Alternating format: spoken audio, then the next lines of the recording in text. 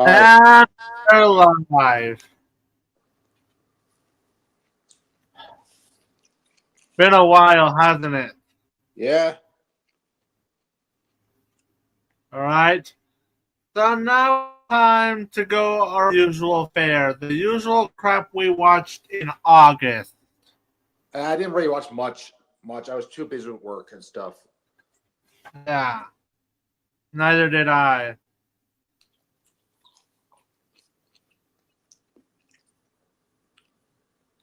I only saw one film, Freakier Friday. Right, that's about it. But Yeah, that was like which we will review. it was for.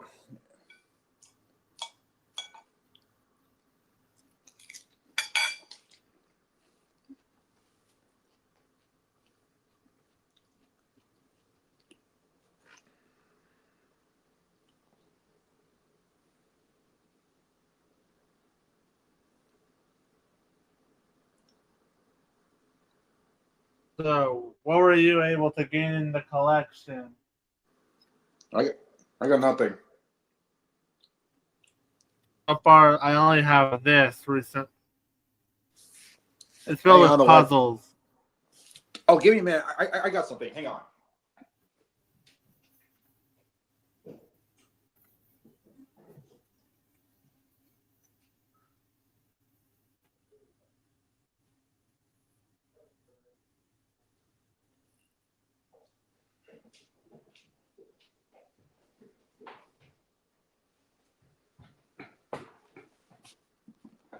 Back.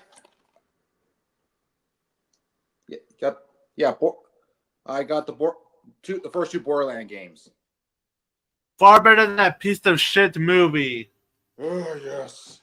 You know Randy Pitchford was actually okay with how the film came out. Bitch. Bitch, they butchered your movie and you loved it? That film was probably worse than Madam Web. Ugh. The only thing that saved that abomination from being the worst movie of 2024 was Megamind 2. Jeez, thank God I never saw that.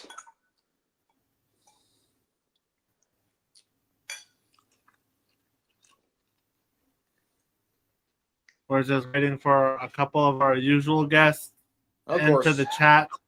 Because as we all know, Ryan isn't doing so well. And I doubt he'll enter this for that reason. Of course. What's up, Sean? Hey guys. What's up, Sean? Has it really been over a year since we started this podcast? Almost, because we started we started it around September 20th, 28th or something, and yeah, the first episode. Yeah, the first episode we did was just roasting the shit out of Alex's horrible apology. Oh yeah. And that's like 2 days away. Yeah, 2 days away from the anniversary, as well as the time he got terminated. Mm-hmm.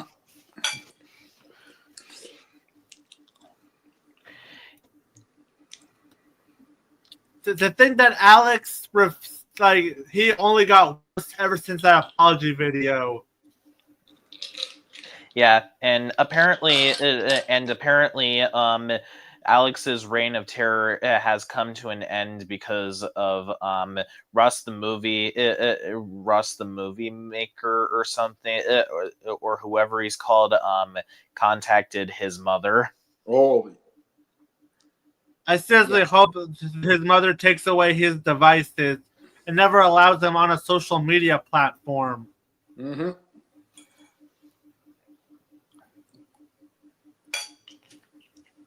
Now, if only Diaz's reign of terror can also end.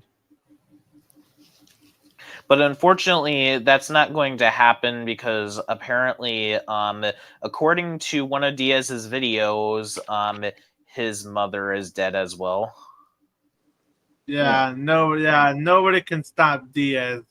Nope.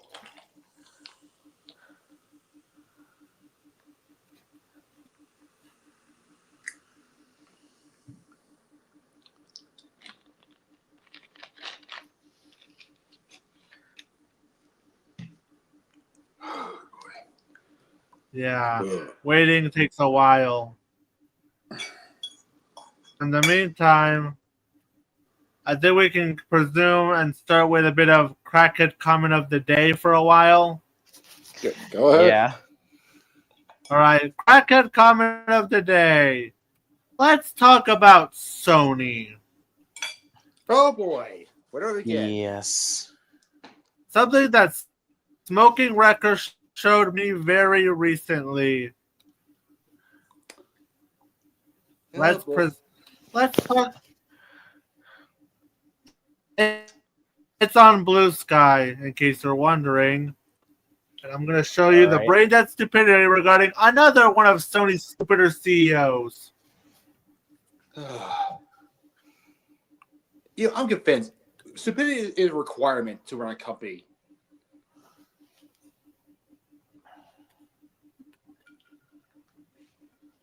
All right. Ready? Let's get set.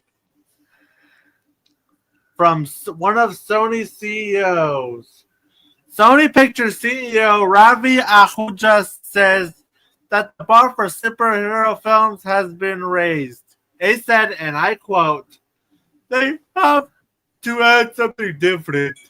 They have to have an emotional connection. They have to be cultural events. You can't make a bad movie."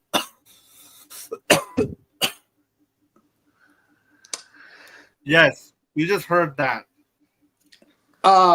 First off, have they seen? I've seen. There have been many bad movies. Fan Stick, Wonder Woman 84, Ant-Man 3. Those are all bad movies. Exactly. Sup, Razor? Hello. Sup, we're at Crackhead Comment of the Day. Right, yep. I saw that of a mistake. Let's talk about Sony again. Yeah, we're going to be going on a rant about something related to Sony, but it's in this podcast, but it's going to be towards a specific group of people who have been attacking the makers of a movie. Right. Yes, we're gonna be merciless with these jerks. Mm-hmm. But for now, let's aim it at this stupid CEO. Let's see. For starters, I already pointed out some bad movies that were made, including Borderlands, and Randy Pitchford was okay with his product being butchered. Mm-hmm. And fucked like a $2 whore. I see. Hold on, And first off, your Sony Spider-Man villain universe was dog shit. Yes, there was. It made the DCU look like the MCU. Mm-hmm. In fact, I've said it once. I'll say it again. After the Sonyverse, we all owe the Dark Universe an apology, because at least the Dark Universe knew when to stop, like after it failed. Yep. And plus we all know about how Morbius did. That movie has become a meme. But not unironically, but ironically. Mm-hmm. Yep, for all the wrong reasons, to the point that they decided, hey, let's show it again. People must love it. No. Is it wrong to say Patrick Starr is smarter than Sony? Tony, and just when we thought Tony Vincent couldn't be the stupidest CEO at Sony, this guy takes the cake. And that guy blamed the audiences for how awful the movies turned out. Mm-hmm. Mm-hmm. Oh, and don't forget Emma Roberts, who defended Man Web and blamed the internet for ruining the film. I agree that to an extent that the internet, can ruin film criticism, but that's a whole other thing. But that's not the reason why. The case here. Yeah. Well, Emma, did you even read the script? Yes. I sat for that movie, so you guys wouldn't have to. Well, some of you. And I went to go see Madam Web in theaters.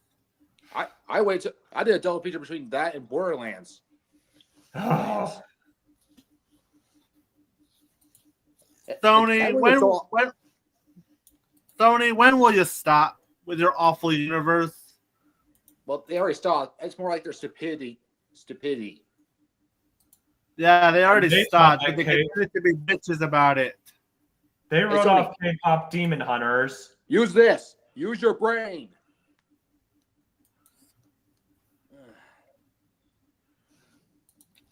So, Razor X, what were you able to display in your collection? Oh, I didn't get any. Oh, actually, yes, I did get something. Hold on a sec.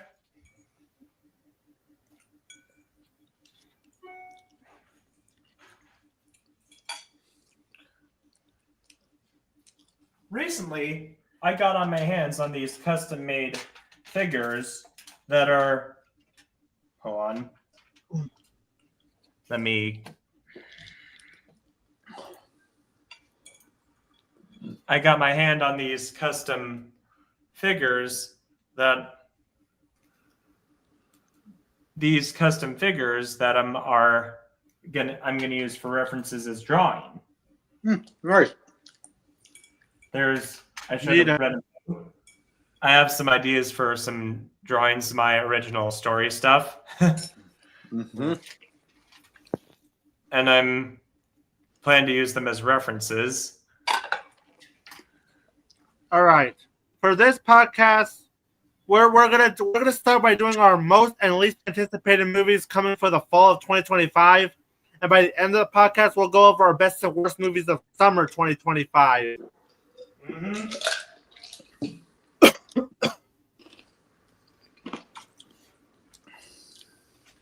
So yeah. Okay. I'll figure out. I'm just hold on a sec. Okay. I can stop the cam. All right. We're just waiting for Ethan to show up. Okay. Let's see.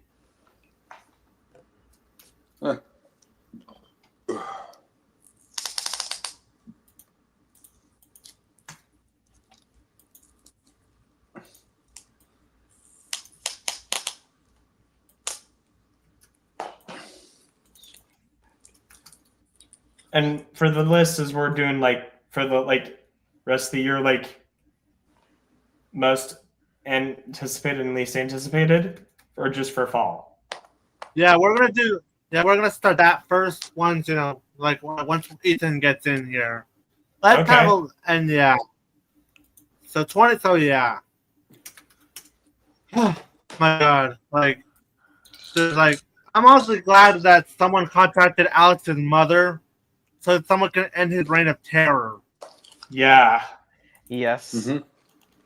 And hopefully this means that Alex's mother will potentially get Alex the help that he needs, because he clearly needs it. Yeah. Mm-hmm. Of course. Take away his devices. Right. Yeah, and cut him off in the internet.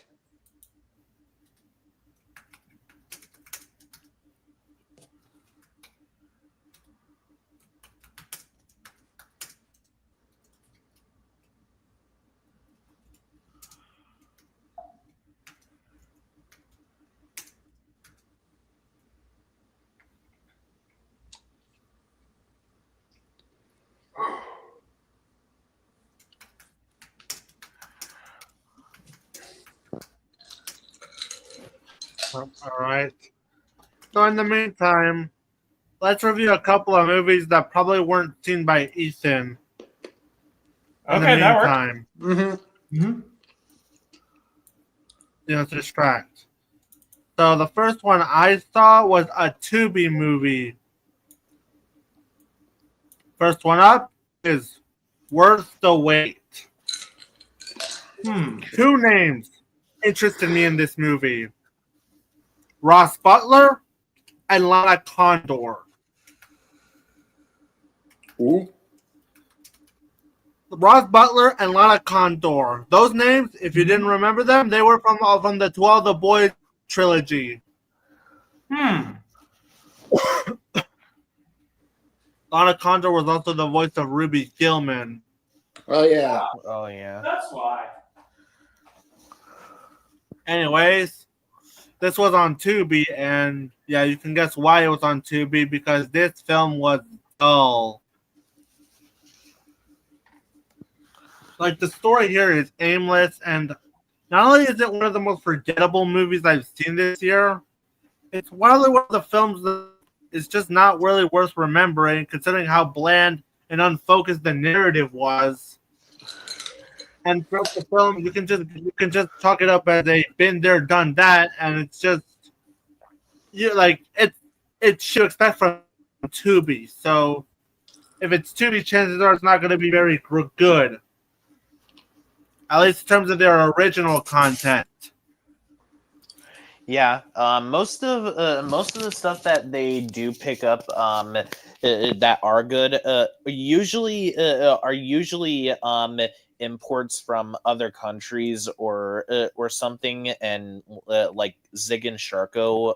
I think that show is pretty good. I watched a few episodes of it. It was pretty funny. Yeah, but in terms of their original content, they tend to be very weak in that market. Although with that being said, I still do hope Tubi picks up all of what Cartoon Network has. Yeah, because apparently all of Cartoon Network and all of Boomerang is completely gone off of HBO Max. Can we just call it Mini now? Mm-hmm. Oh, have Mini. you seen the memes with like, how it went from HBO Max back to Max to Max, just back to HBO Max. People then point out to that Krusty Tower scene in SpongeBob with this room is exactly the same as when we started. Yeah, I love that episode. That was a good one. Mm-hmm. And honestly, you've seen Squidward get revenge, and it's just classic. Mm-hmm. Yeah. Anyway, we shall never deny a guest, even the most ridiculous request. Mm-hmm.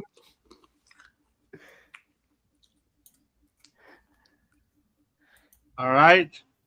So, and those are more interesting than this movie itself. The next one up is a movie called Diablo. This is a film that was released by Grindstone Entertainment. What is Grindstone Entertainment? Why does that sound familiar? Earlier in the year, they released Alarum. They released all those direct-to-video action movies. Oh, that's why. And this one stars Scott Adkins. However, why does that name sound familiar? That being said, this actually ended up being one of the bigger surprises of the year. Oh, wow. Oh. Yeah. For the plot, it's about an ex-con Chris Cheney. She's the daughter of a Colombian gangster to fulfill a noble promise to the young girl's mother. When her father enlists both the criminal and underworld and a psychotic killer to exact his revenge, Chris relies on everything he's learned to stay alive and keep his word. So this actually ended up being one of the bigger surprises of the summer. As Scott Adkins really does carry this film, and it actually, for once, I actually cared about what was happening. Not to mention some action set pieces that were actually really intriguing. This actually ended up being a lot better than I thought it was going to be. And I expected shit coming from Grindstone. Because, Grindstone isn't exactly the best company from Lionsgate. Wow, really? Also, and this was far better this was far better than that other movie this year that starred Scott Adkins that was released on Tubi, The Day of Reckoning. Hang on. Sorry, no.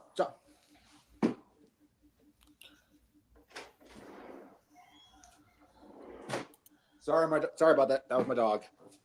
It's okay.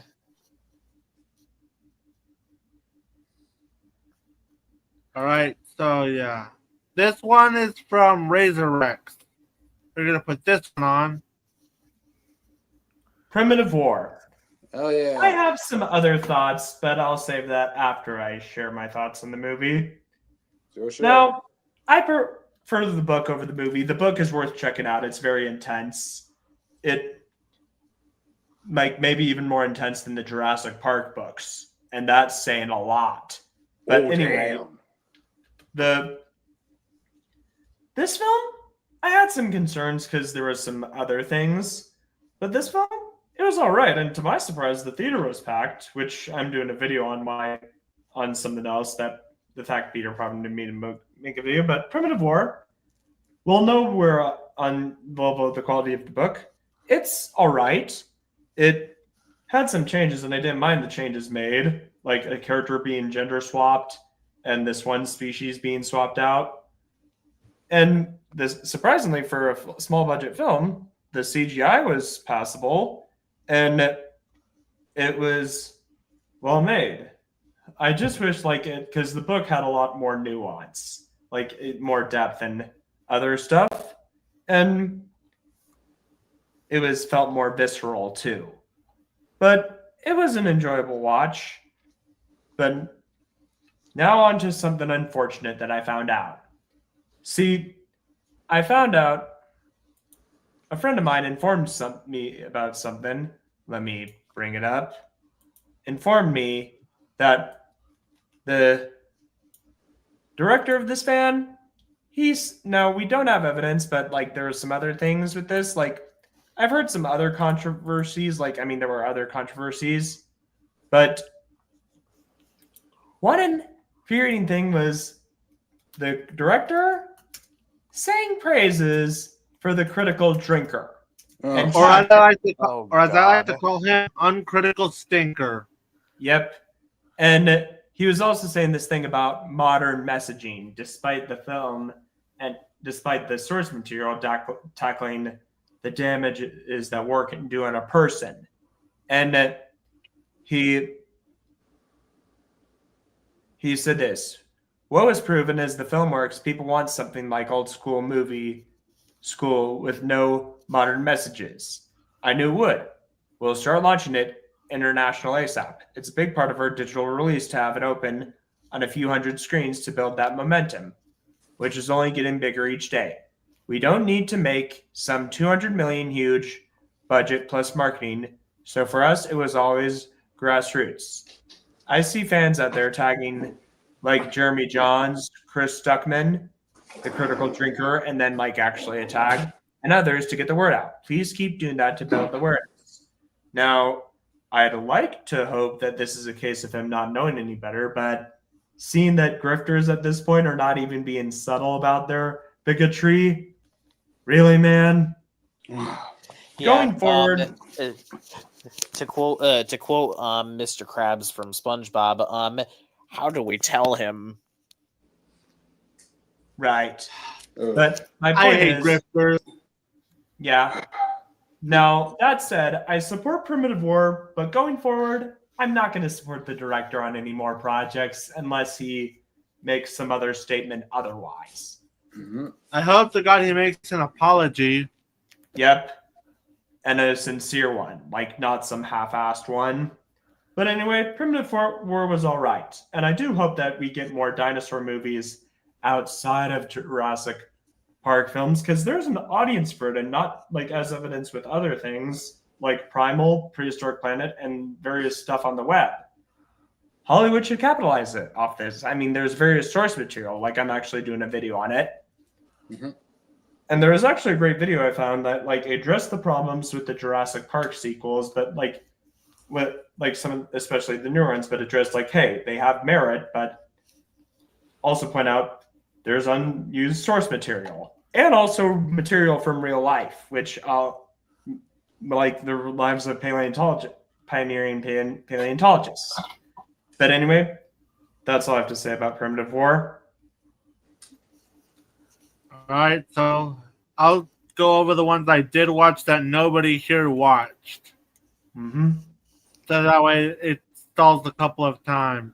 The next one I watched was a movie called Sally. Sally. For those who don't know, it's a documentary released by National Geographic. And this one is about revealing the romance and sacrifices of their 27 years together. Sally Ride's life partner, Tam O'Shaughnessy, sorry I butchered that. Full, iconic, and moving story of this complicated and legendary astronaut for the first time. So yeah, from someone ever familiar with who Sally Ride was, this was an intriguing documentary that goes over a bit of. And yeah, this is a movie regarding an astronaut and someone who's part of the LGBTQ community. Nice. This was released by both Hulu and on Disney Plus, in case you're wondering. And it's definitely a great documentary that lets you learn about her as both a person and her contributions to space. Yeah. Apparently, speaking of Hulu, I heard that Hulu is shutting down in like 2026 because of the fact that Disney owns Hulu now. I seriously hope to God, like they don't actually, destroy that new Gumball revival, or the new Alien Earth. Yeah. Speaking of the new Gumball revival, I actually recently did a review on that. Yeah. Like I hope it doesn't end up on HBO Max because HBO Max will just purge it. Yeah. If I ever get, sorry, go ahead. Yeah. At this point, HBO Max is basically the most unreliable streaming service of all time. Yep. It's EA Games of networks. At this point, like I only have it through a cable subscription, but when I move out, I'm not sure I'm going to be getting it. I mean, if there was something I wanted to watch, I'd watch it through the Skull and Crossbones means. In fact, Hulu shutting down is probably the reason as to why Hulu recently took off shows like Uncle Grandpa, because they didn't bother renewing the license. Lazy assholes. Go figure.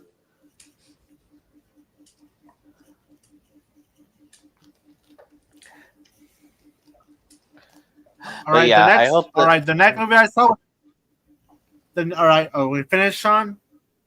To be honest, I do hope that Tubi does end up getting a license to put Cartoon Network shows on there for free. Yeah. All right. So the next film I watched is also a movie that could consider be part of the LGBTQ plus community, although this one is not actually good, and it's a movie called Hot Milk. Why does the names of it just sound so like? It sounds like a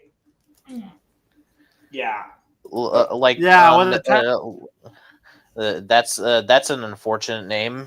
That's yeah. This one was released by IFC. So, and here's the plot. With a strange illness, a mother and her daughter embark on a journey to the Spanish coast to find a cure. And along the way, the daughter discovers another reality far from her controlling mother. If I could sum up this movie, it would be boring. Almost nothing happened, and I couldn't connect to any of the characters because the movie is just so bland, uninteresting, and there's hardly nothing to this movie that's worth coming back to. Not to mention, it has probably the most abrupt ending of the entire year. Like, the film just stops. The entire film just stops without giving it a proper ending. And you got a film that at best forgettable, at worst tedious. Next one up is a movie called Guns Up. This one stars Kevin James and Christiana Ricci. Oh. And this one was actually pretty decent. But it's mostly thanks to the two leads pretty much carrying this movie. It's kind of nice to see Kevin James actually try stuff that isn't completely a comedy. And this time he actually goes into more action star level. And yeah, Christiana Ricci definitely carries it with a bit of the heartbeat with the family dynamic. And while it does take a little bit of a while for it to fully get into in good tier, I would say it's definitely worth the watch. At least as a one-time thing. Next one up is My Mother's Wedding. You know who else had a wedding like this? My mom. Sorry, I love those moments in regular show. Yeah. So this movie was released under the Indian Paintbrush banner. And I'll give you the plot about this movie. All right. In My Mother's Wedding, what happens is that three sisters return to their childhood home for a momentous occasion, the third wedding of their twice widowed mother. Over the weekend, the family gathers to celebrate the new marriage, but mothers and daughters alike are forced to revisit the past and confront the future, with all from a colorful group of unexpected wedding guests. And this movie stars Kristen Scott Thomas, Scarlett Johansson, Sienna Miller, Brietta Pinto. Yeah, it definitely stars those four. And yeah, it caught my eye when the movie starts Scarlett Johansson. So, and it's directed by Kristen Scott Thomas. And I'll start with what I liked. All of the actors do give good performances with what they're given, and the parts where they actually resort to the animated segments, like they're actually really good. It's nice to see them actually use like it's been a while since I've actually saw the film, so just remember that. Like the animated segments are by far the best part. And I absolutely really like the ending, overall, but overall as a film, it's pretty mid. As the film has its slow moments, and the film can be pretty dull with characters that could often range from boring to just not very engaging. Like, it wasn't as bad as some critics made it out to be initially, but overall, I do think the film could have been a little better. Next one up that I also watched was a film that I didn't even know existed. And, all right, so Hollow Road is another film I watched on my own. Let's see. In the case of Hollow Road, I would describe it as probably this decade's Lock. And yeah, it's for the record, it stars Rosamund Pike and Matthew Rhys as a couple who receive a distressing late night call from their teenage daughter after she accidentally hits a pedestrian. Jumping in the car, they race to get there before anyone else stumbles across the scene.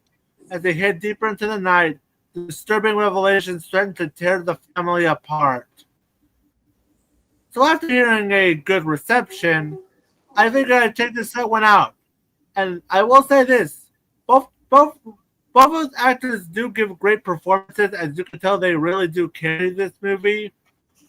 And I would describe this as Lock, but this one actually has a lot of tension behind it. My only real complaint is that the movie does take a little bit until 30 minutes until the tension starts to raise. And I'll admit the film is way too short, since the movie is only an hour and 20 minutes. Oh, and fun fact, its distributor, XYZ Films, actually do plan to release it in October. However, I was able to watch the film early because it was released back in Ireland and in the UK back in May of this year under Universal.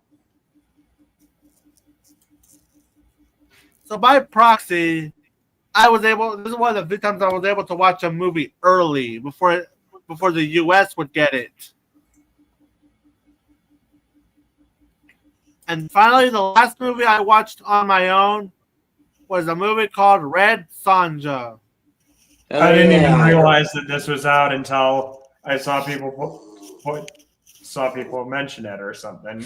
I think I saw it. I think I saw it on a Cineplex store, but that's about it. Didn't watch it. If you've never heard of it, it was based off a comic book character. Yeah, I think there was an original film with Arnold Schwarzenegger. Mm-hmm. Yeah. Charlie. And the film, and I'm sure Critical Drinker would be complaining about this movie. Mm-hmm. Oh, I bet. And as for the film itself, considering the fact that this movie is currently sitting on IMDb with a 4.4 out of 10 on IMDb, it was pretty mid. Yeah, no shit. Yeah. And the actors do try their best, and the CGI isn't very good. I will admit this movie does get a little bit engaging when we get to the action set pieces. For what it's worth, there was an attempt to make me care about what was happening. And the direction by MJ Bassett was pretty decent for what it was. Like, I only heard about this movie because the people on the internet were making it out to be. And I didn't even know Red Sonja existed until this movie. I know about it from the nostalgia from the old Fit movie. Yeah, we got a Red Sonja movie this year. And I figured I'd watch this one because I would have another movie to the comic book movies of this year.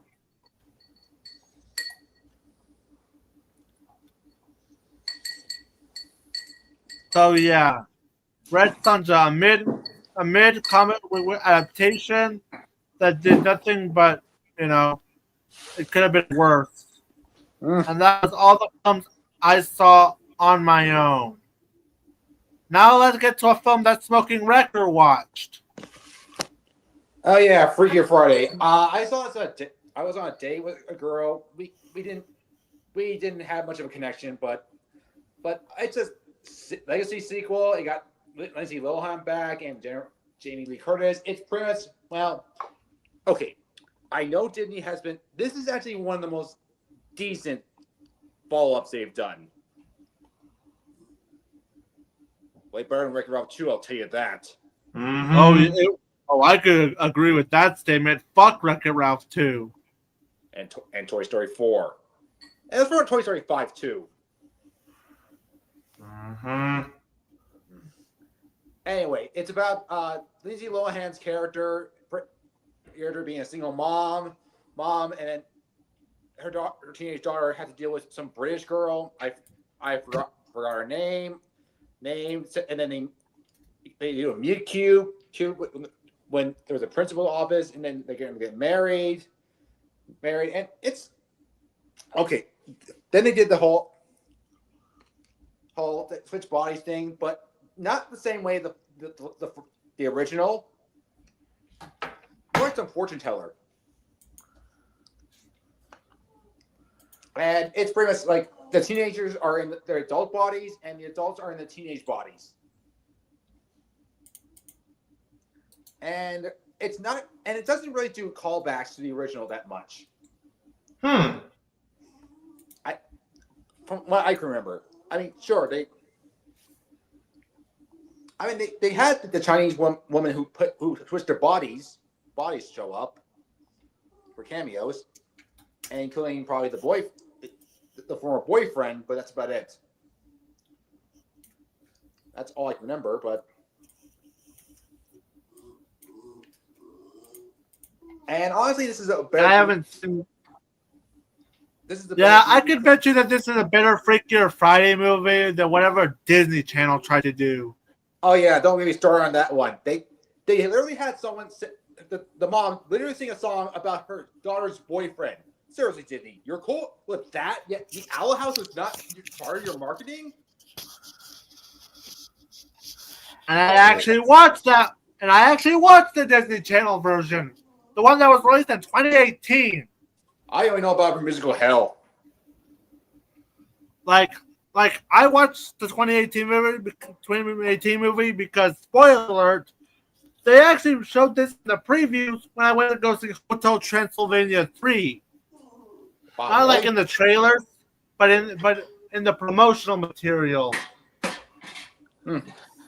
Yeah, that sounds very on point because fun fact, when back in 2016 when I saw Trolls in theaters, they basically decided to advertise that Secret of the Hidden Temple movie that was airing on Nickelodeon during the previews, and they also decided to advertise the Powerpuff Girls 2016 toys as well. Ugh. And that wasn't the only time Disney Channel actually ended up playing in my movie theater, because I got one of the previews for that fucking live-action Kim Possible movie when I went to go see the Lego Movie 2. Oh yeah. Oh yeah. I've only watched a little bit of Kim Possible, but I've seen reviews on that. But look how they massacred my girl. Fuck that movie. Seriously, they want to make. They're all about. They're bad girl power. Yet they fucked up the prime example of girl power. And you wonder why I hardly watch Disney Channel original movies anymore, which is why we don't review them. Yeah. Or we haven't reviewed them yet. Hell, I'm gonna say it. The sentence is pretty much just Ever After High ripoff. The only Disney Channel original movie that is actually worth watching is the Kim Possible movies or Phineas and Ferb Across the Second Dimension. Okay, those are But as far as the live action garbage, nada. They're not worth sitting through. What was the last DCOM we've watched? The last one I watched was Upside Down Magic.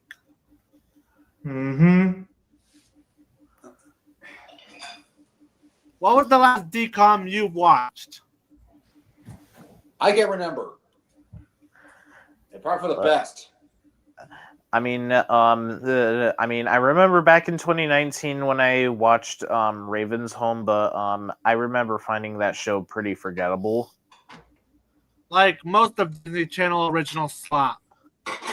Well, that's why I prefer their animated stuff over the live action stuff. They feel more real, which is ironic. Chances are we may never review a DCOM on this show. Yep. Yeah. Though the problem with how Disney handles their animated stuff is that they only last for 2 or 3 years and only last 3 seasons at most. Like Disney, you really do need to give these shows more of a chance than you do. Yes. You want me Nickelodeon? Because that's how you get Nickelodeon. And I'm just gonna say it. I'm done saving the Disney Channel. No, I'm done saving you. Aside from DCOMs and as well as Disney Plus originals, since we rarely ever talk about them.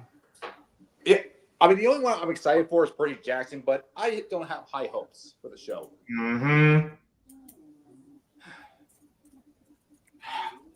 Speaking of streaming junk, let's talk about Netflix. Oh boy.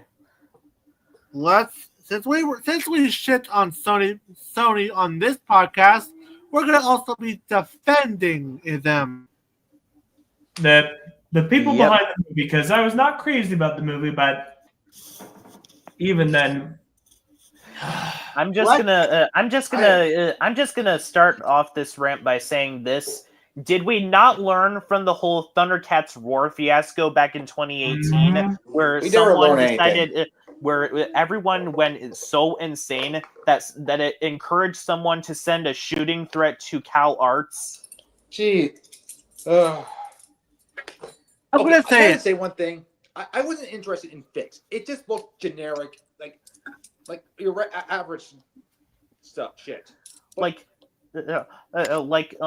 People constantly try to act as if this raunchy movie that involves animals is something new, when have you guys have these people not even do these people even know about movies that were released back then? There was a movie back then called Felidae, which involved cats, and it basically did the exact same thing as Fixed, only without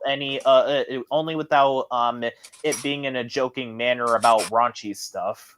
Yeah, even then, trust me, Felidae was dark. Heck, there's all kinds of more messed up stuff. Like, I recently watched Rock and Rule, which had some.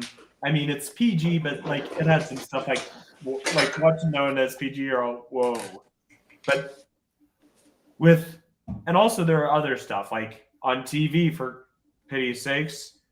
But anyway, let's not forget underwhelming, but not because the animation was actually one of the better aspects of the film. My issue was it was just the same old joke over and over again. Haha, dogs having sex. Haha, male body part jokes. It got old after a while. Yeah. If it was a short the film, raunchy humor was definitely the weakest part. Yeah. Did I really need to hear that bull fuck a turkey? Yeah. If it was a short film, then it maybe could have worked. Or a dog eating feces. Yeah. And the only joke, I mean, there were a few jokes, but the only one of the few notable jokes that got a laugh out of me was the joke with the two crows, when it runs all, dogs are gross. And then this other crow's all, want to get into the garbage? And the other crow is all, heck yeah. That was actually funny. Yeah, it sounded funny. Mm-hmm. And here's another example of sorry.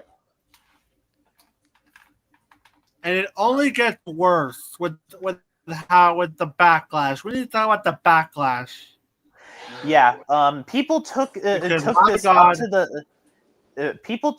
up to the point where they began attacking the animators. Hey guys, do you know who also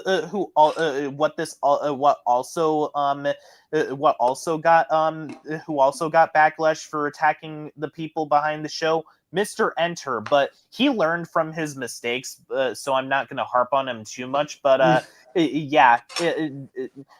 attacking the people behind the show or movie or whatever is not a good look on you guys. That's true. Yeah, imagine if Fritz the Cat got released today. There'd be social media would be on fire. Mm-hmm. Or watch Fritz the Cat. Heck, I'd also argue this case. The film isn't raunchy enough. I watched movies with Mark's review, and he said, it's just so, Jess does some graphic and gross stuff here and there, but just go all out with it. And yeah, I agree. But here it's just. I can. Okay with Big Mouth, but with dogs humping, that's where you draw the line? Yeah. If movies like Felidae or Watership Down came out today, there would be riots on the street. Don't forget Plague Dogs. Yeah. I'm too much of a wuss to watch those movies. We need to rip because look at this shit. Charlie, stop licking the floor. Sorry. Because, my God, you're going to be even more infuriated. Just trying to want to show up. I'll see what I mean. All right, yeah. here saw it that goes. post. All right, here's what it says. I'm taking a break from posting my remaining fixed animation. Thank you for the many appreciative comments. Unfortunately, I had to block some strangely angry people. I appreciate that it is not to everyone's taste, but please relax. Nothing life-threatening here. Yeah. To the animation community, I have this.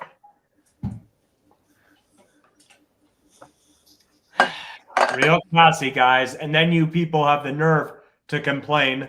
Hold on. Let me put mine in as well.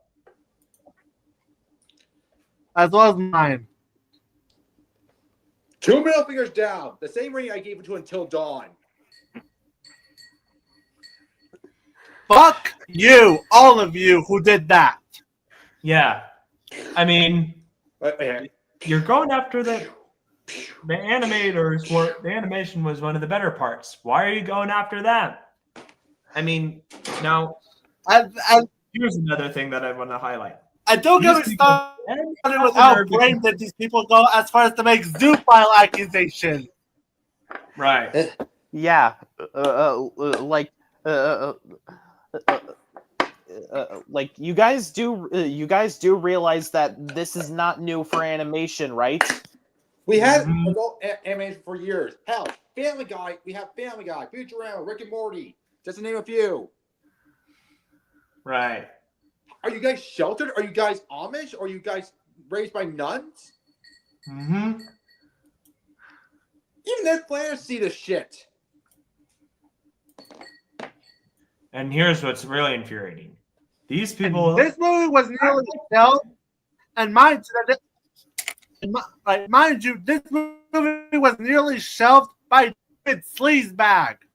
Of course. Uh-huh. And remember when it got shelved and we tried to save it? Only for this to happen. And now that we did save it,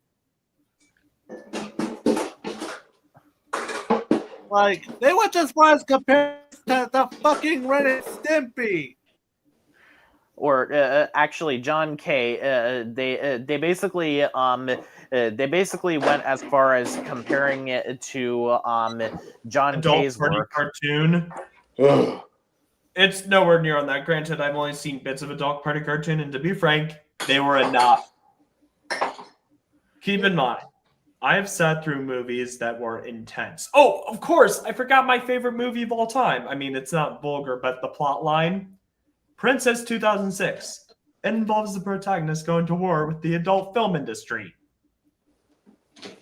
And this stuff is tame. Like, Fix is tame compared to that. But anyway, here's what I was getting that's infuriating. Like, I mean, these animators, they didn't do anything morally reprehensible like John K., for instance.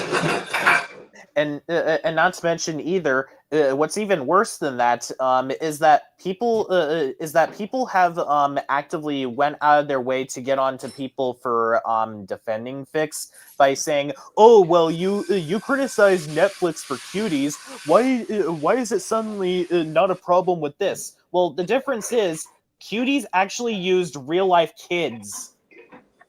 While Fix is animated. Yes. Yeah. And not to mention, the animals in the movie are adults. Yes. Mm-hmm. Also, yeah. Just something else that's infuriating with the animation community. It's infuriating how these people are all like, they push this thing, that annoying hashtag animation is cinema, but then the films they use for their examples, like, now I'm of the belief that there's a place for everything. Like, I enjoy like silly and weird stuff, Totally Spies, Back at the Barnyard, and all this other stuff, but there's a place for that. The films that they use, like the Mario movie, to prove their case, a movie that's just mid at best. Meanwhile, or at least just dumb fun, popcorn entertainment. Exactly, yeah. I'm not opposed to that. Like, there's a place for everything. But like this, if you want animation to be taken as seriously, like for starters, use better media to prove your case, and don't act like these. Don't act like this. Exactly. Yeah. And if the same happens with Coyote for Zacme, I'm done saving you. Mm-hmm. Yep. Like, if there's any reason to hate animation Twitter, this is why. So glad I left that cesspool before Musk took over. Yeah, you know, I'm done with this animation Twitter. This is why I became more of a casual fan. Understandable. Yeah. And like I understand why some people don't really like adult animation because to be fair, a lot of adult cartoons that have come out in recent years are literally just Family Guy or South Park knockoffs, but but don't act as if this is a new thing, guys. And also this is on par with that horrible Vivzy Pop hate Yeah. I plan to check out Hall for the Boss this year. Mm-hmm. I mean, the Vivzy Pop seems cool in my eyes, but like seriously, there are creators who are done more morally reprehensible things. Like we mentioned John K, but also Kyle A. Carosa, and as well as Dan Schneider. Yeah, he's not an animator, but you get the idea. As well as Bill Cosby and Chris Savino. Right. Anything that Vivzy does is a drop in a bucket compared to what they've done. Yeah. Those just some vulgar cartoons with swearing. They haven't done anything morally She hasn't done anything morally reprehensible. And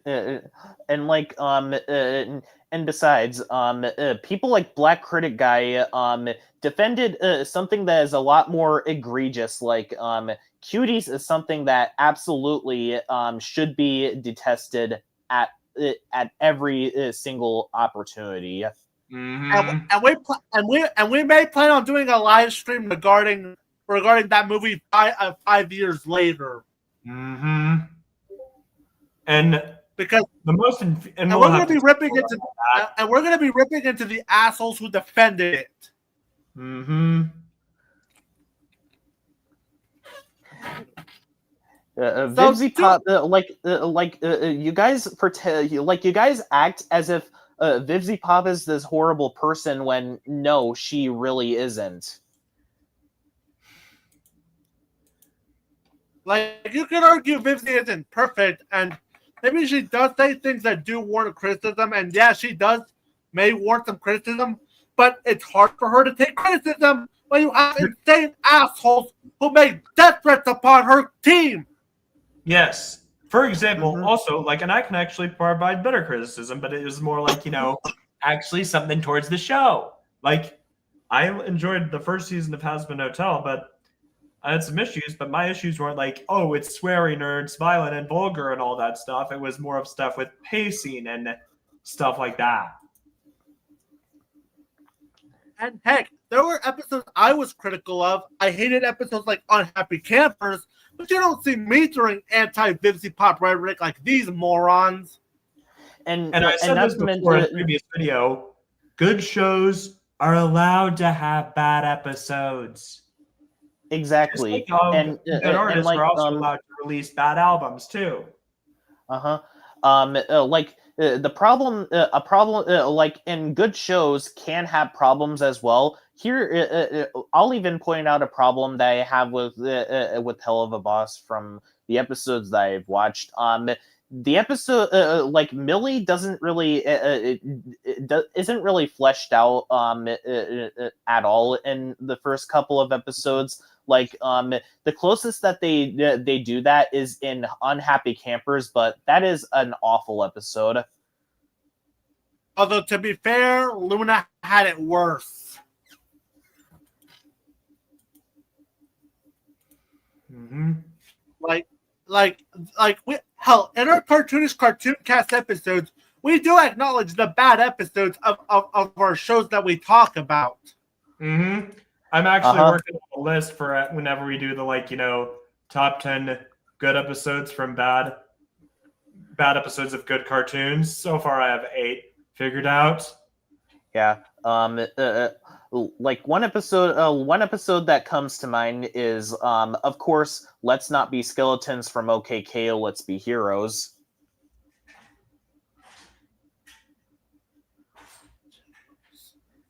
So yeah, to everyone in the animation community who did this, kindly get bent.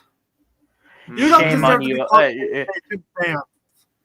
Shame on you all. Seriously, shame on you all. This is why I hate the animation community of today. Mm-hmm. And now let's talk about the actual movie. I said this before. I just found it mediocre. I mean, there were a few funny jokes. Like Idris Elba's character was funny every now and then, but most of it, like I just mentioned, it was just the same joke over and over again. Gross out humor and dogs, insects doing vulgar things. Like it could only, if it was a short film or something, then it might have worked. And as I mentioned, there was only one joke that got a legit laugh out of me. That being said, regardless of how we feel about this movie, I will give it that this movie at least tried to, this as well as Sony Pictures Animation and Jendi at least tried to do something different. Mm-hmm. Like, you can tell that there is a story there. And once we got to the 30-minute mark where we actually do see the dogs hanging out, the movie starts to become sort of enjoyable thanks to their dynamic. And they are pretty likable thanks to their voice cast. Like some of my favorites include that one dog who was voiced by freaking Panda from We Bare Bears. And Idris Elba was actually quite enjoyable too. And Honey is my favorite character in this entire movie. So, although, like we said, with that being said, though, this movie is definitely not for everyone because there are apparently there are a lot of jokes that that are very vulgar, such as, for instance, the whole turkey thing in the movie. So yeah, Fix was definitely an alright film, but at the same time, we at least try to give some constructive criticism and try to at least talk about the movie as is without needing to attack the people involved. Exactly. So to preface this all again, don't be like the idiots in the animation community. Actually give it a chance. Because Sony may never do this again. And this movie almost got shelved by David Sleazebag. I said it once, I'll say it again. He's the real villain of the DC extended universe, not Darkseid. Yeah. Like, I honestly wouldn't be surprised if Gumball ends up doing a parody of what happened with David Zaslav. In fact, actually, you know what? South Park should actually make fun of him as well.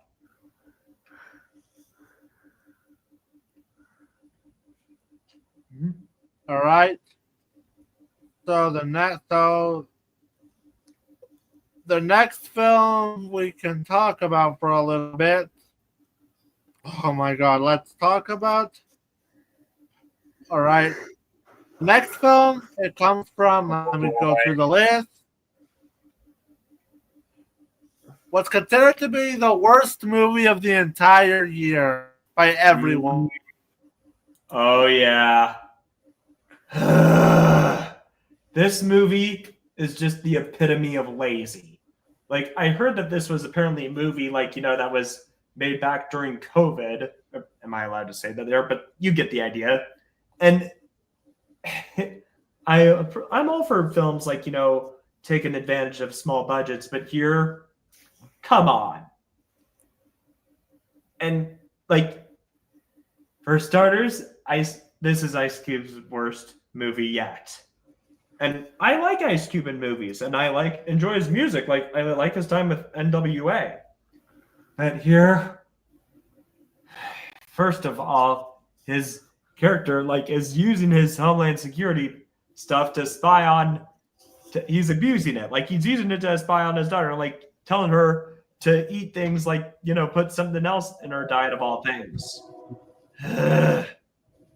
And she was getting more worked up over stuff on Facebook being deleted than a fucking alien invasion. Notice how I couldn't say that without bursting out into laughing, because that's how stupid it was. And ultimately, this film was just an ad for Prime Video. Like, I am thoroughly convinced that this movie was made by the Asylum, and they spent all that money tricking Ice Cube into this movie while trying the worst streaming service ever that is dumb enough to host it. Yeah, if you told me this was an Asylum film, I would have believed it. And if what you just said right now is true, and that this movie was used to promote a streaming service, that is a horrible publicity stunt to advertise your products. Like, if you want to advertise your products, make a commercial. Mm-hmm. Like, holy crap, this movie. I watched it because Ethan and Rex watched and they hated it. And I figured I might as well add it to my list for the worst of the year. Well, I watched another film. So, congratulations. We have 2 movies that ends up on all of our list. Mm-hmm. This movie was fucking awful. Like, holy crap. The amount of shit this movie has is unfucking believable. And no, I'm not going to drop the shit line from Tales from the Hood. It's not deserving of that. It's not the shit, it's just shit. Exactly. There's a difference between the shit and just shit. This is the latter. Yeah. This film, this only further proves that Amazon Prime is the worst streaming service ever. No, there's HBO Max is providing some strong competition. This movie proves that they have some of the worst content on their server. At this point, I mean, when I move out, I'm gonna only be watching. Sorry, I'm late to the party. It's just, yeah. Understandable. I heard talking about this movie. Let me pull something up. Oh boy, I know what it is. Oh man. Mm-hmm. See if I can find it. There we go. Like, holy shit! The effects are fucking atrocious. This looks like something from a Star Wars or Transformers mockbuster. What the fuck is this? Like I said earlier, this is crap I expect from the Asylum. Like, I'm tempted to say that the Asylum made this movie. Mm-hmm. What the fuck is this? Atrocious. I'm not even kidding. These visual effects artists should be fired. Like, what was the budget for this fucking movie? I don't know. Like, let's like look I at said, this. I mean, these visual effects artists should be fired. They should lose their jobs after this. $65 million US? $65 million. Like, whoa, how much did they spend on it? Freaking Ice Cube into this? Yeah, This is ridiculous. I've seen better looking films on smaller budgets. I mean, look at Godzilla -1. That had a $15 million budget, and that looked way better. Yeah, like, how?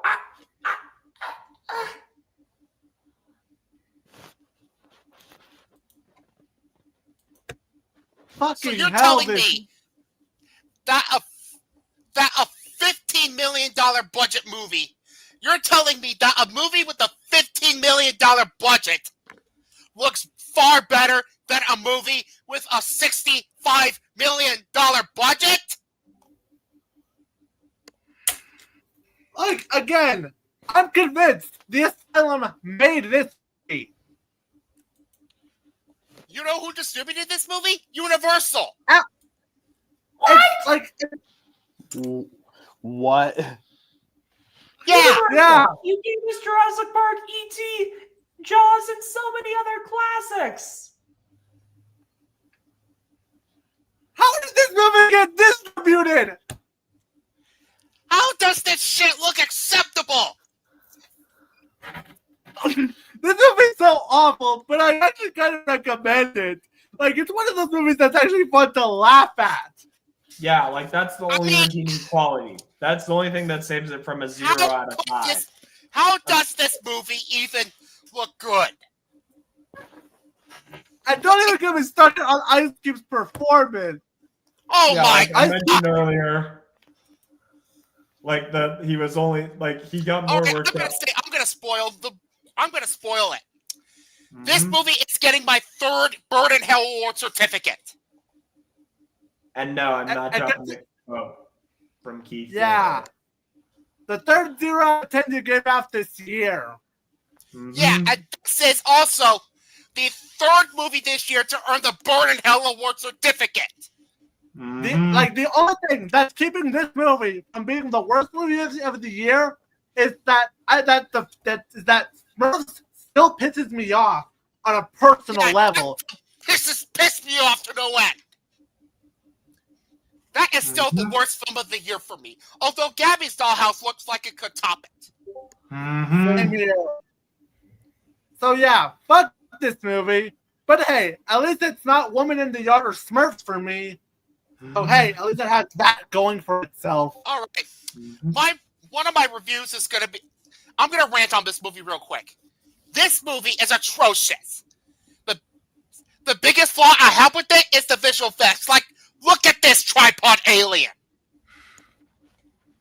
Yeah. Again, how was this even acceptable? How did this take $65 to make? It was distributed by Universal. This movie was distributed by Universal. And by the way, Ice Cube gets saved by product placement. Fuck you, movie. You know what? We owe Adam Sandler an apology for all Adam Sandler movies for all their product placement. The story is just an incoherent piece of garbage. All it is just Ice Cube stalking people. Especially his... So basically, might as well be responsible for a lot of what happens in this movie. It has an atrocious screenplay. It has awful dialogue. Ice Cube gives out a god-awful performance. The pacing is just atrocious. This movie was 1 hour and 32 minutes, and it felt like an eternity. I'm not going to rant on the visual effects, because I've already ranted on those, but if you look at this tripod alien, you'll know how terrible these visual effects are. I mean, seriously, these visual effects artists that worked on this movie should be fired. I'm not kidding. Right. So yeah, 0 out of 10 or an F. And this is the 3rd movie this year, and this is one of 2 movies that's getting the Burn in Hell Award certificate. So, Fuck this movie. So, since you weren't here last time, I figured we'd let you catch up on a few movies that you saw from July. Man. I'm gonna start, but first I'm gonna start with Woman in the Yard. Oh, okay, boy. we get that one. I watched that movie and it was underwhelming. And yeah, the ending folks, alone. this movie. The only positive I have with it is that the cinematography looks good. That is it. Otherwise, this movie sucks. This movie sucks ass. Mm-hmm. Like the Sorry about that. I was away. Like the film was already terrible. It was already pretty bad on its own, but oh good God, when we got to the ending, that pretty much killed the movie for me. Mm-hmm. It has a lazy story. It has an atrocious screenplay. It has some of the worst dialogue I've heard in a film this year. It's poorly acted throughout. It's horrendously paced. It's poorly edited. And that ending was just... What? Not only was it confusing, but it was just in poor taste. Yeah, coming from someone who has actually dealt with suicide and has actually lost some family members, this all ticked me off. It's currently the second worst movie of the year, only behind Smurfs. Don't you When mean I War of saw the this Worlds? movie, like when I started Well, watching War of it, the Worlds. Well, it's actually a bit of a toss-up because War of the Worlds could be objectively worse, although the Woman in the Yard still pisses me off more. So, But yeah, what you mean. folks, 1 out of 10 or D-. Never This saw it, film- never will. I only watched it because I need material for a worst list, and this would have been my 10th worst movie. Like, I would have enough for a top 10 worst list.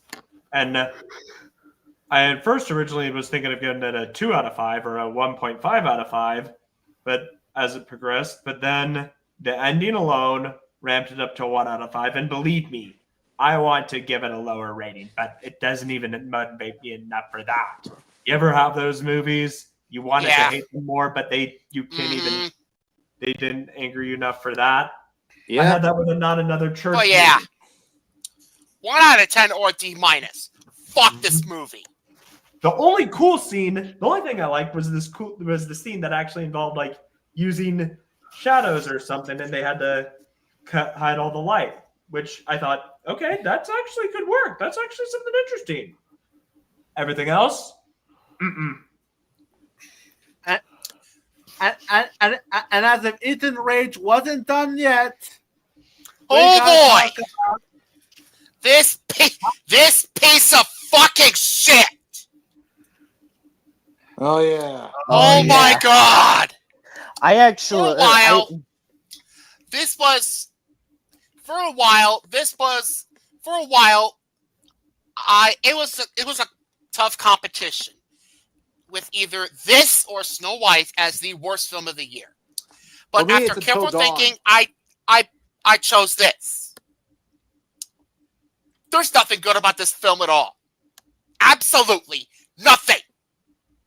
The animation, for one thing, is disgusting. It is some of the absolute worst animation I've ever seen. And Razamel himself. I actually changed my mind about No Name Smurf being the worst character of the year. Because Razamel is the worst movie character. Because Razamel is the worst character of the entire year. Not to mention, here's something that the movie decides to do. Instead of making Gargamel the villain, or making a new, entirely different villain that is unrelated to Gargamel, they decided to introduce Gargamel's crazy brother. Yeah, and I'm going to show you something. Good God, Razamel is the worst character of the year. There's a reason I invented the "I'm not watching that" mentions. All right, I need to show you something. Take a look at his design. I seriously want to beat the shit out of him.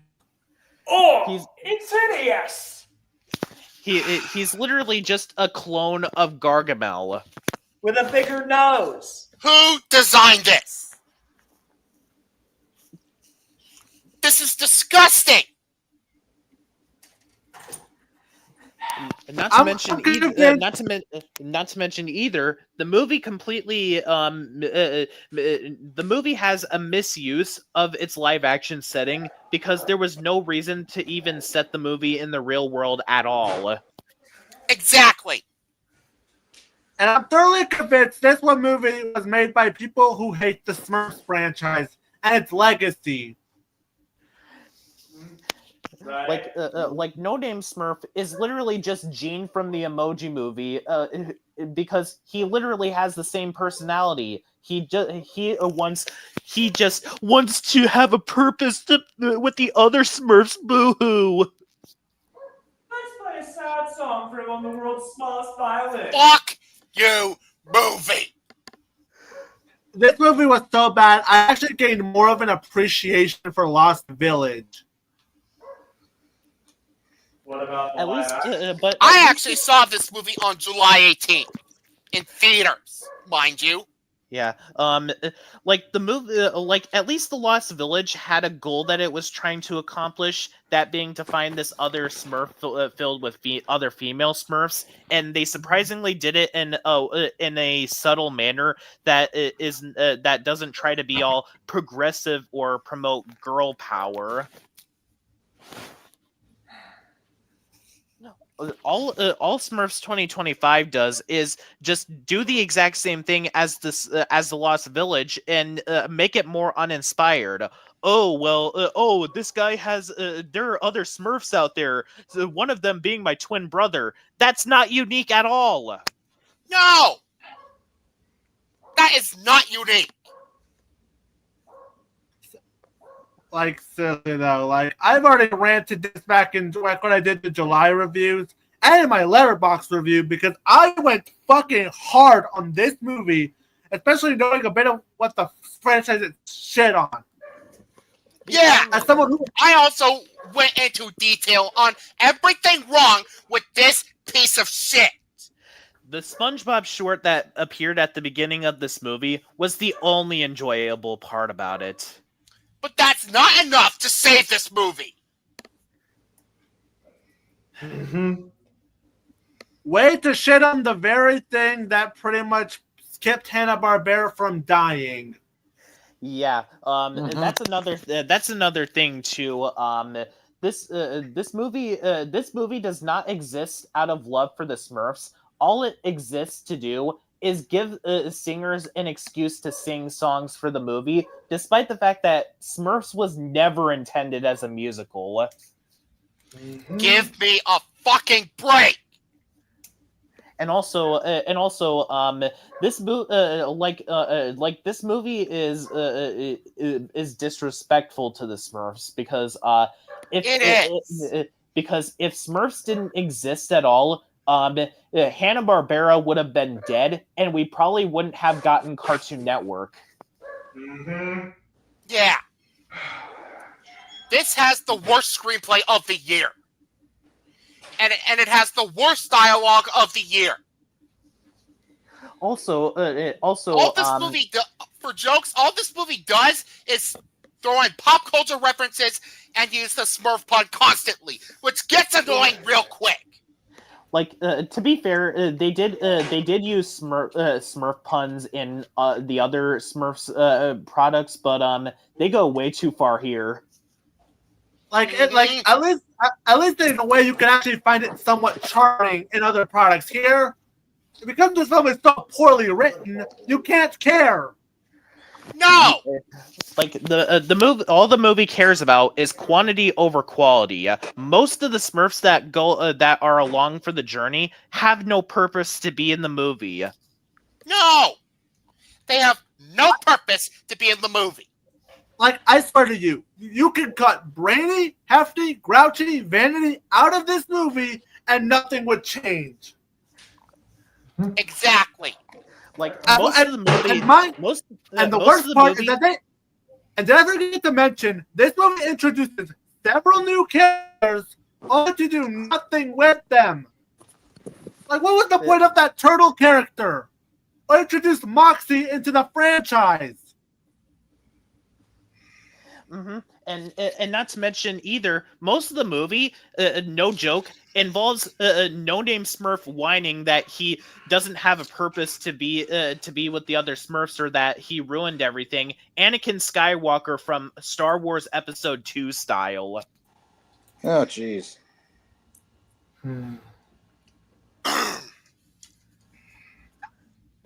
I can't This has the enough. worst pacing of the entire year. This movie was an hour and I believe 32 minutes. It felt like an eternity. Not to mention either, the movie barely lets anything develop at all. There is no development in this movie at all. Like there's the lore drop of Smurfette that drops out of nowhere near the end of the movie, and like it's literally dropped at the last second. Like they didn't even foreshadow it. All they did was focus on No Name Smurf for most of the movie, and like it's so undercooked. Exactly. And also, No Name Smurf doesn't barely all of the things that No Name Smurf does in the movie are not even the fault of his own. It's the fault of the other characters, like Papa Smurf, that magic book, etc. Mm-hmm. And once And again, it has the worst ending I've seen this year. Oh, it has boy. the worst ending of the year. Also, way to introduce a character like Moxie, another female Smurf into the franchise, only to do nothing with her. Yeah, like in Smurf, like it's been established in the franchise that female Smurfs were not a thing until Smurfs: The Lost Village, but they suddenly introduce a female Smurf into this movie and don't even acknowledge it. And there's a scene in this movie where it involves a kick-ass Smurf, but it's bleeped. Ironically, that would have been funnier in a better movie. Funny. Not! In a better movie, it would have been funnier. But in this film, nope. Mm-mm. No. Mm-hmm. There's I said it before, but there's a reason I have the "I'm not seeing that" mentions. Yeah. Yeah. I don't want to talk about this piece of shit anymore. 0 out of 10 or an F. And of course, you guessed it, this is getting the Burn in Hell Award certificate. Currently, this movie is my second. Currently, this movie is my second worst that I've seen in 2025. I haven't seen very many movies, and like the only movie that is worse than this one to me is Lilo and Stitch 2025, but that's mainly because of the fact that Lilo and Stitch 2025 insulted a very beloved movie. I hear that. For me, it's Fuck this movie. Sorry, Ethan. This movie could burn in hell. All right. This sorry excuse to even call this a movie could burn in hell. All right. Fuck this movie. Yep. So I guess we can move on to Better Pastures. Mm-hmm. All right. My first movie is... My first movie is... Take your time. All right. My first movie is Elio. Mm-hmm. I still need to watch that. And don't even get me started on the marketing. marketing. Disney undermarketed this movie because they were too worried about the butchered version of Lilo and Stitch. Wouldn't be a stretch that they're going to undermarket Hoppers now. And an upcoming Hex, too. Yeah, but I really enjoyed this movie. The animation is so damn good. Mm-hmm. I mean, this is Pixar for crying out loud. Mm-hmm. Yeah. I've yet to see it. Yep. It has a very good story. It has a great screenplay, excellent voice acting, very funny humor, and a very, very satisfying and heartwarming ending. Now, if I were to have any complaints with this movie, is that the pacing is a bit meh, and some of the humor can be a bit of a miss. Yeah, and if some of the characters were pretty unlikable. Not to mention either, the movie starts off on a pretty sour note with Elio saying something very hurtful to his mom that was very reminiscent to that one sequence in Mars Needs Moms, which is not a good sign. Mm-hmm. You copy off that scene. Come on. But yeah, I really enjoyed this movie. But also 8 out of 10 or B+. Mm-hmm. Although one other sequence in this movie that it was just a whole other level of the word no was the part where Gordon wanted Elio to get into his mouth to avoid contact with lava, and Elio said that he didn't mind it in there because it was comfortable. Just blah. All right. Mm-hmm. My next movie is Superman. Yes. I had to rewatch the film. I love this movie. I mean, I cannot wait folks, I love this film. My only problem is that the pacing can be a bit rough in the first half of the film, but that's it. Yeah, I get that. And it's a fantastic film from start to finish. The action sequences are just so much fun to watch, especially that kaiju battle. Mm-hmm. Yeah, and funny thing, Hot Girl, her girl, was in Madam Web, and she went from a crappy Sony first to a good film. Thank you. Yes. Pulled to Chris Evans. Yes. And honestly, I've heard she wants to do a relationship between Jon Stewart's character in the DCU. Mm-hmm. Yep. Oh yeah. Yeah, David Corn. It has excellent performances, especially from David Cornsweet as Clark Kent. Mm-hmm. Mm-hmm. And it has excellent cinematography. It has great editing. It has a very engaging story. Mm-hmm. And the ending has me really excited for Supergirl. Yeah, same here. As well as the rest of James Gunn's universe. Yeah. Yep. 9.5 out of 10 or an A. I love this movie. Mm-hmm. Also, my next Snyder bots, get over it. The Snyderverse is dead. And yes, Zack Snyder and James Gunn are friends. Exactly. Also, your Snyderverse wasn't even that good. I mean, Kryptonians being Olympic gods, that's stupid. How would that messes up Wonder Woman's backstory in your Snyderverse. And he again. Use all right. your heads. There's your brain. Sorry about that. Yep. All right. My next movie.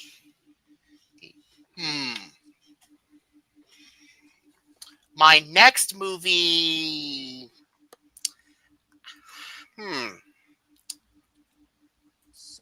Let's see.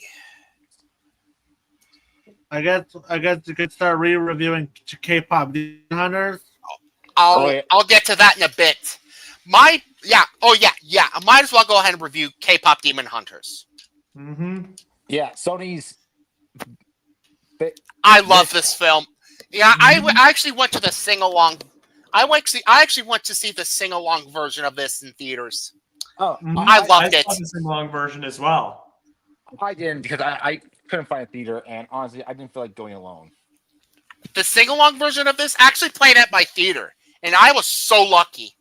I knew I had to go see it. It was worth I wish it. I could go see it. I wish I could go see it, but unfortunately, it was only playing for 2 days in my theater instead of playing, for a week. I didn't know any theaters in my area that was playing it. Mm-hmm. But yeah, folks, I heard really good things about this movie, and as soon as and when this movie, when it was announced that this movie would get a theatrical release for 2 days only with the sing-along version, I knew right away I had to go see it. And I can see why this is the most popular movie on Netflix. Mm-hmm. Mm-hmm. Beat that, Red Notice. This is so damn good. Now, my only problem is that... Actually, no problems. I have no flaws. Wow, that's a first. Everything in this movie is terrific. The biggest standout, the animation. Oh, yeah, definitely. Actually, 2 big standouts. The animation and the songs. Oh, yeah, definitely. I'm not into K-pop, but Golden's on my playlist. I listen to it every day. Shit. Something Every has been single done right. song in this film is so... Every single song in this movie is just terrific. Also, the movie already has a ton of out of context screenshots that are just meme material. Mm-hmm. Like Zoe's. I don't seen Zoe's mouthful of chips. I'm like, yep. The humor is very funny too. Yeah. Every single character in this movie is just... I love every single member of the Huntrix group, especially when it comes to Rumi. Mm-hmm. All right, I have a question. Who is your favorite character in this entire film? Rumi. I'm a sucker for the half vampire, half demon stories. Mm-hmm. Same here. Is it wrong to say I want a crossover between this and Devil May Cry? Yeah. No, not at all. I mean, Dante's half demon. Yeah. And so is Rumi. Mm-hmm. But yeah. It has a great story. It has a fantastic screenplay, excellent voice acting, great pacing, great editing, and just, like I said, the animation and the songs are the 2 big standouts for this movie. I mean, yeah, folks. I'm so glad I got to see the theatrical sing-along event for this one. I'm definitely giving this a 10 out of 10 or an A+. My next movie is The Fantastic Four: First Steps. Which I also went to go see as well. Same. Marvel, We finally thank you. Thank you for finally giving us a good Fantastic Four movie. Yep. Yes. And it's fitting that it took 4 tries to get it. But you finally did it, Marvel. You finally did it. And I have, like with K-pop Demon Hunters, I have no flaws with this movie. Well, I have a few complaints. Most, but yeah, folks, the visual effects and CGI are terrific. Galacticus was an awesome villain. Yeah, and he's not a cloud. Thank God. And Ralph Ensign's performance was awesome. Of course, this is the second time he voices a villain this year. He voiced Leopold in Wolf King. Oh, cool. And also, I know a lot of people could criticize Fantastic Four not having enough action. It has a great story, fantastic screenplay, excellent performances. Say that again. Yeah, it has a great story, excellent screenplay, fantastic performances, especially from the guy that played Mr. Fantastic. Yeah. Pedro Pascal, I believe. Yep. And by the way, this movie is great. Cry about it, Pedro Pascal haters. Yep. Mhm.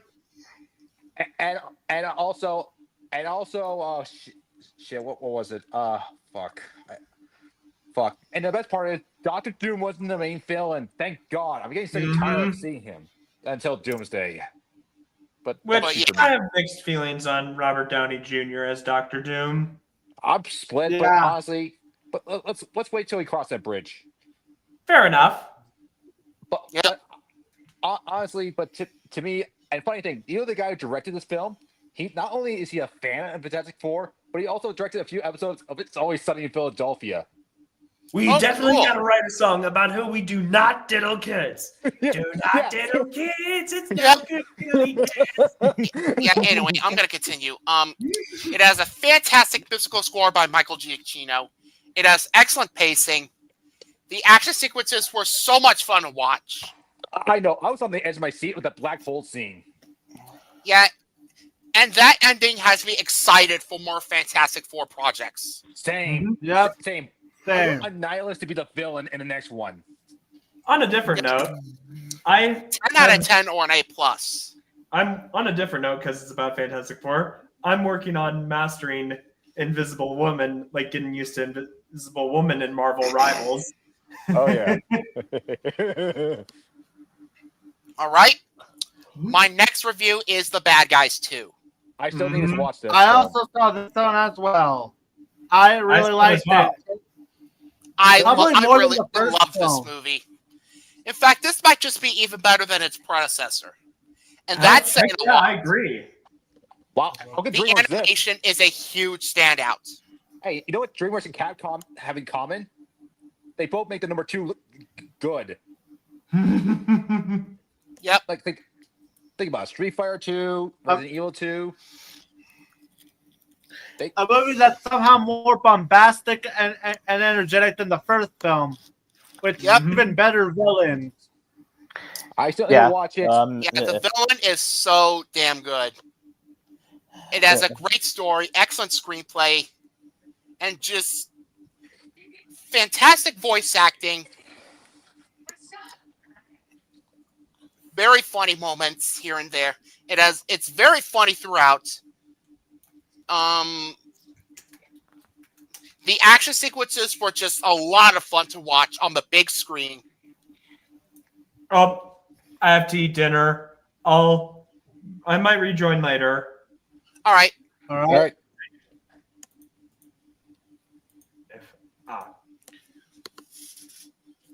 The soundtrack is so damn good. And the ending has me really excited for a third Bad Guys film. Now, if I were to have any problem, is that the pacing could be a bit rough at the start, at the first half of the film, but otherwise, I love it. 9.5 out of 10 or an A. That's right here. All right. My next review is The Naked Gun. Okay, I still need to watch that, but All right, let me get the title up. The Naked Gun. All right, there. The Naked Gun. I actually saw this movie 2 weeks after I saw The Bad Guys 2.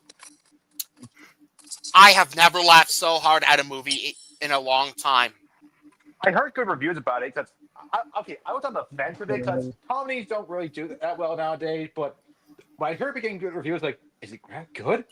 Liam, this is a fantastic legacy sequel, and it's a great continuation from the original Naked Gun trilogy. All right, Liam Neeson gives a spectacular performance. Can we agree that Liam Neeson to do more comedies? Yes. Yeah, all of the jokes land perfectly. The story is very, very. He was very engaging throughout. It has a great screenplay, excellent performances from, like I said, Liam Neeson.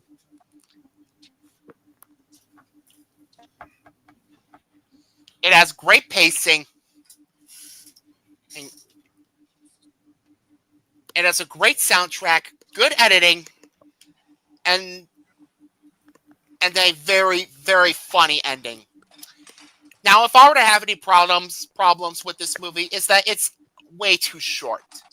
But otherwise, I loved this movie. 9.5 out of 10 or an A. All right. My next review is Weapons. Oh, I still need to watch that. I'm sorry. I've been busy with stuff. I didn't have time to go to the movies. Zach Krager. Hey, I'm just gonna... Good job, man. From the director of Barbarian and someone who's going to be directing the new Resident Evil movie. I have low hopes for that. But yeah. I love this movie. I absolutely loved it from start to finish. Everything about this movie is terrific. The atmosphere, and tension the atmosphere and tension were so good. And so were the scares. Like, this movie was very scary. And the kills in this movie, especially that once kill towards the end of the film, was pretty damn brutal. Yeah, the only scene I know is Wong has bloody eyes. I call it Wong has seen the real multiverse of madness. It's very engaging. It has a very engaging story. Fantastic screenplay and direction by Zach Krager. Every single performance in this movie is terrific. It has excellent pacing, great editing, a very haunting soundtrack, and an ending that I will never forget. Like, that ending is sticking with me for a long time. So, no flaws with this movie. 10 out of 10 or an A+. Great to hear. All right. My next review is Caught Stealing. From Darren Aronofsky. Yes. From the director of my favorite film of 2022, The Whale. Wow. Caught Stealing. Yeah, folks. I was looking forward to this movie from day one. Ever since I saw the trailers. When I saw the trailer. It definitely lived up. The action scenes were just a lot of fun. Austin Butler gives out one of the best performances of the year. Darren Aronofsky's directing is fantastic. It has a great screenplay, excellent dialogue. It's beautifully shot and edited. It has arguably the best soundtrack of the year. Like, I'm not kidding. This is on par with K-pop Demon Hunters as the best soundtrack of the year.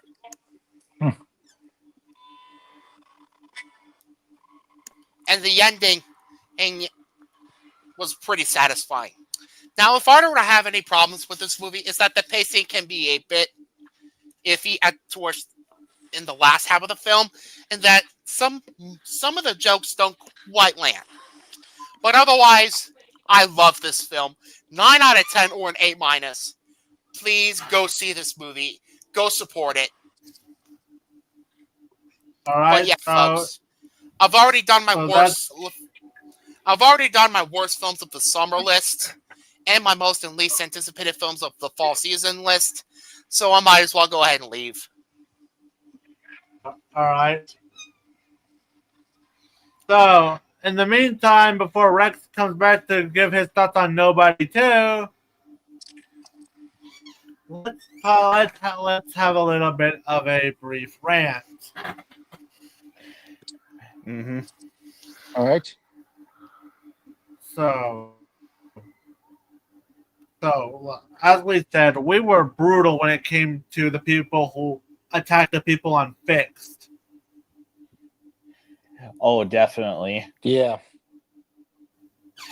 What has been our favorite episode to do in all of these years' podcasts? I liked the podcast that we did on SpongeBob SquarePants. I wasn't in much. I wasn't in much, but so far, the regular show was pretty good. To me, Yeah. To me, probably my favorite podcast we've done so far is a toss-up between the one we did on Alex. Based on how much we really grilled him for his awful apology video. As well as his rant on Harry.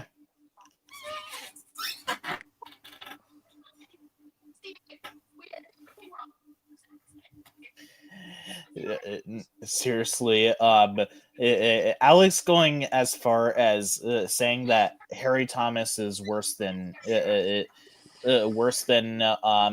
guy who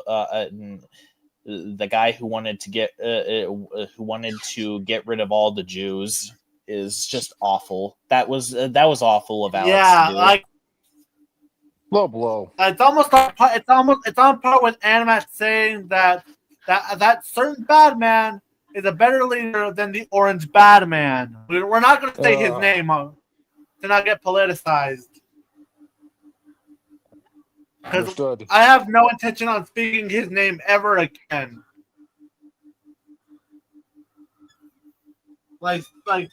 Yeah. Probably my other favorite podcast is, of course, the one we did on SpongeBob, as well as our worst movies of 2024. Mm-hmm. Yeah. While we plan to do a video on our we may plan a video to do on the Cuties fiasco. Other podcasts we may consider doing is we may even do once season 2 is over. We could maybe rank all of our podcast episodes, both for Cartooncast, and TAWcast and Pals. We'll rank them all from our favorite episode to the one we could have done a little better on. Like the one in July is something we could have spent a little longer on.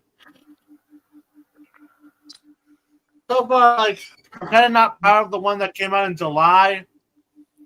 So there's one podcast I wish we could have done better on. What is so far the podcast we could have done better on?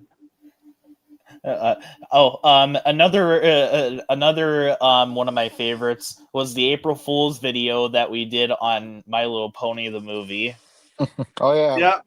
I was late for that, but still. Yeah. Probably. It was definitely, especially once Chilbyon entered the scene, we got 2 Misandra ponies. Yeah. That was fun to be trolls together fan 2001 in a podcast. Yeah. The only it was honestly a good thing that I stayed Zayd and not changed to Rebecca, because that part of the video was hilarious, where me and Chilbyon basically pretended to be Zayd. Yeah.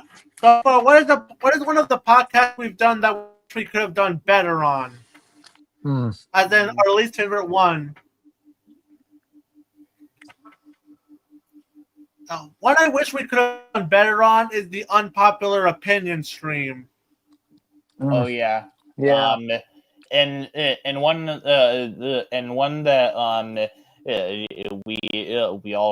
we basically regret doing because of misinformation was the whole was the live stream where we talked about 3 of our most hated users, because it's been revealed that the account on Blue Sky did not belong to Zayd. Mm-hmm. Yeah, which is why I had to private that stream. There's a reason why I took it down. Although the first one we still stand by.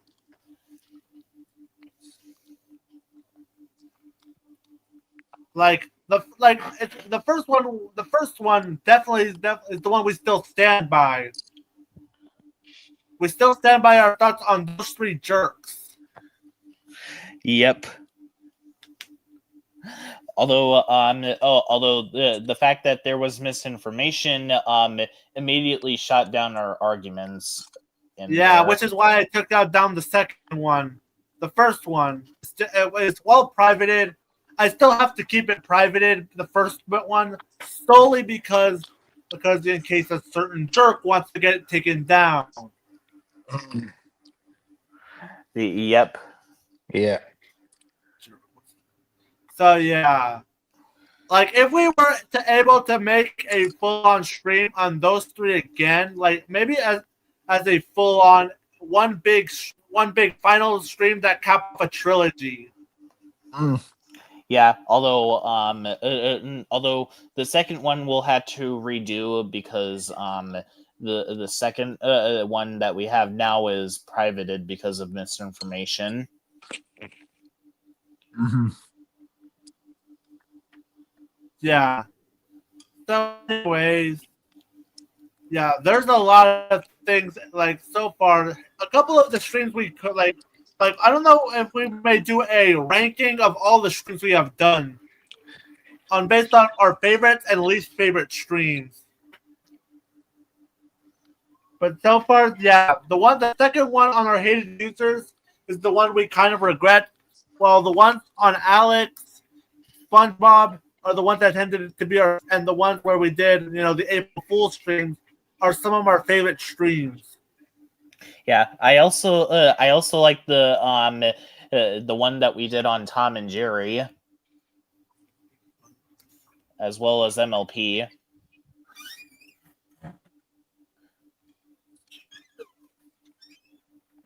So yeah.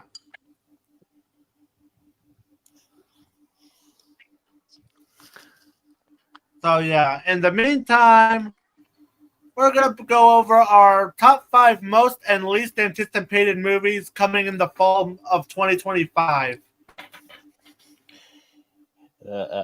Yeah. So starting with my least anticipated films coming this year, let me get my letterbox on ready because I need to have my list. So for those who are wondering, so my top 5 least anticipated movies of 2025 that I'm dreading for fall. So for my dishonorable mentions, I have Kiss of the Spider Woman, Five Nights at Freddy's 2, and finally Sailor's Oil.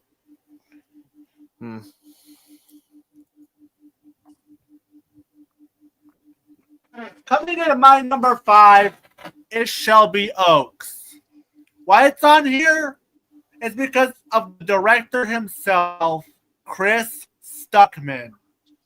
Not because of the Madam Web controversy, but because one of his detractors is a fucking psychopath. Yeah, I don't blame you there. Yeah. For that reason alone, I gotta put it here, just so he can finally leave me alone. Just to make that jerk happy.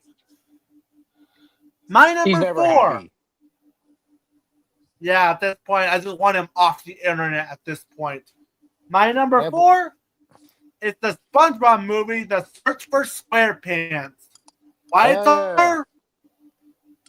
it's on my list is for one particular reason. It's because after the set of SpongeBob movies have been disappointing after Sponge on the Run, I'm a bit skeptical on the current state of SpongeBob movies.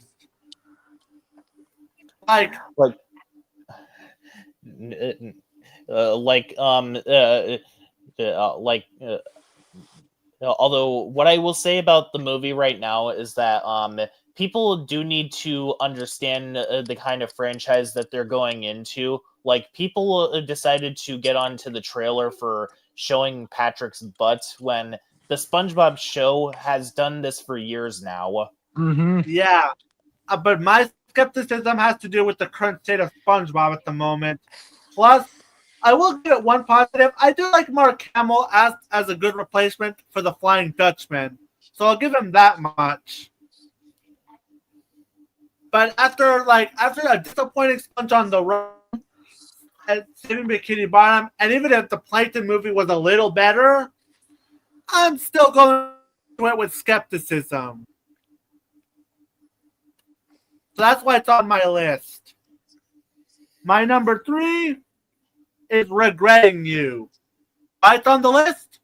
Because Remember the last Colleen Hoover book that got turned into a movie? It Ends With Us. It was basically a horrible portrayal of abusive relationship. And Regretting You is another Colleen Hoover adaptation, so that on its own is enough to be concerned about. My number 2 is The Housemaid. Why it's on the list? Paul Feig. That's why. Oh yeah, the guy who directed Ghostbusters 2016. Fuck him. As well as Another Simple Favor, which has, I shit you not, a sister incest subplot. Oh, Oh, God. me.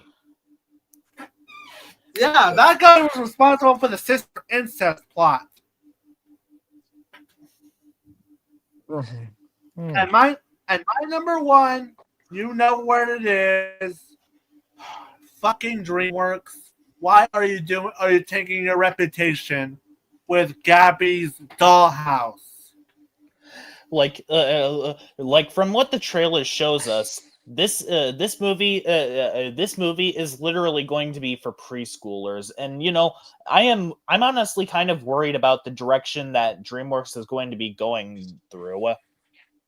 Yeah, consider the fact that their lineup is not very good right now, because we're getting a live action How to Train Your Dragon 2, we're getting Shrek 5, and of course, the worst of the worst, the Cocomelon movie. Dakota Terry from Brooklyn Nine-Nine. Why? Oh, to quote Dr. Robotnik from The Adventures of Sonic the Hedgehog, why? Why are we getting a Cocomelon movie? We live in a world where Popeye hasn't gotten a movie in years, and this gets a movie. Like DreamWorks, out of everything that you could make into a movie, why Cocomelon? It's already bad enough that you're making Gabby's Dollhouse. But yeah, seriously, DreamWorks, what the hell? It's already bad enough that you're making Gabby's Dollhouse. Now you're doing this? Like, what are you making a goddamn Cocomelon movie? That is really infuriating. I'm sorry. And So have you been listening to my list for my least anticipated films of the fall? Yeah, it was Shelby Oaks, Search for SquarePants, Regretting You, and The Housemaid. Oh, The Housemaid, yeah. Yeah. Oh my God. And now Gabby's Dollhouse. Gabby's Dollhouse is the only movie that's actually going to give Smurfs 2025 some competition for worst film of the year. Yes. Like, the trailer literally shows that the movie is going to be made for preschoolers because Gabby herself Give me a fucking break. Give me a fucking break. All right. Yeah. All right. So, highlight my comment, please. all right. Yeah. Yeah, folks. This week's Cartoon Discussions episode on my channel is Scooby-Doo. So, if you would like to come in to that live stream this week, let me know. All right. So, anyways, now for my top 5 most anticipated films of the fall of 2025. And I'm not going to say my list because I already went over mine in a separate live stream. But you can definitely give your thoughts on a few of these. My honorable mentions are... All right, I'll be right back. All right. My honorable mentions are Bone Lake, Marty Supreme, The Smashing Machine, probably the first time I've ever been excited for a movie that stars The Rock, Splitsville, which actually did come out today, Sisu Road to Revenge, In Your Dreams, Jay Kelly, The Running Man, Bone Lake, Predator Badlands, Tron Ares, Him, Argo, The Chainsaw Man movie, and Aztec Batman Clash of Empires. That's dope. My number 5, Zootopia 2. Disney, don't screw this one up. And actually market this movie. Yeah. Though considering the fact that companies do need to do sequels and remakes in order to get recognition nowadays, I'm pretty sure that Disney is going to do that anyway. Yeah, true. Sorry. Just don't fuck My it up, number Disney. 4. My number 4 is Avatar: Fire and Ash. I'm actually watching because I guess. Yep. My number 3 is Wicked for Good. Considering how much I love the first movie, I'm pumped for this movie. I love it too, but it's gonna be hard to top Divine Gravity to me. That was a showstopper, literally. Yep. My number 2 is Guillermo del Toro's Frankenstein. Let Guillermo del Toro cook. Yes. Let the man cook. And finally, my most anticipated movie of the fall for 2025 is Scarlet.